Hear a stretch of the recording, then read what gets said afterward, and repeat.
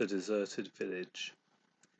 Sweet Auburn, loveliest village of the plain, where health and plenty cheered the labouring swain, where smiling spring its earliest visit paid, and parting summer's lingering blooms delayed.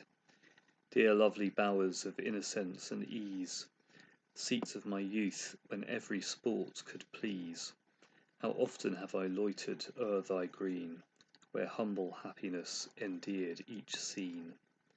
How often have I paused on every charm, the sheltered cot, the cultivated farm, the never-failing brook, the busy mill, the decent church that topped the neighbouring hill, the hawthorn bush with seats beneath the shade, for talking age and whispering lovers made.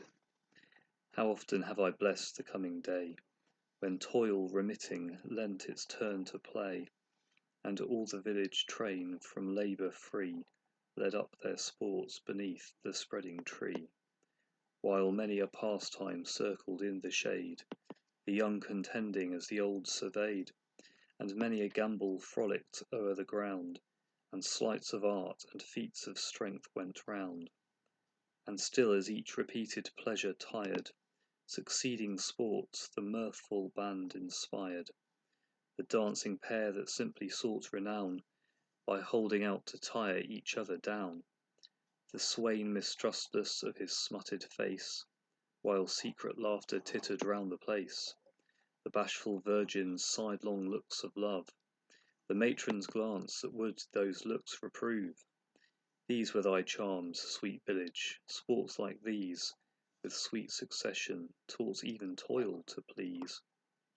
These round thy bowers their cheerful influence shed, these were thy charms, but all these charms are fled.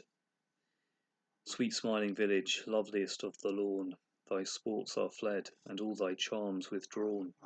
Amidst thy bowers the tyrant's hand is seen, and desolation saddens all thy green. One only master grasps the whole domain, and half a tillage stints thy smiling plain. No more thy glassy brook reflects the day, but choked with sedges works its weedy way. Along thy glades a solitary guest, the hollow sounding bittern guards its nest. Amidst thy desert walks the lapwing flies, and tires their echoes with unvaried cries. Sunk are thy bowers, in shapeless ruin all, and the long grass o'ertops the mouldering wall, and, trembling, shrinking from the spoiler's hand, far, far away thy children leave the land. Ill fares the land to hastening ills a prey, where wealth accumulates and men decay. Princes and lords may flourish or may fade, a breath can make them as a breath has made, but a bold peasantry, their country's pride, when once destroyed, can never be supplied. A time there was, ere England's griefs began, when every rood of ground maintained its man. For him light labour spread her wholesome store, just gave what life required, but gave no more. His best companions innocence and health, and his best riches ignorance of wealth. But times are altered, trade's unfeeling train usurp the land and dispossess the swain. Along the lawn where scattered hamlets rose, unwieldy wealth and cumbrous pomp repose, and every want to opulence allied, and every pang that folly pays to pride. Those gentle hours that plenty bade to bloom, those calm desires that asked but little room, those healthful sports that graced the peaceful scene, lived in each look, and brightened all the green.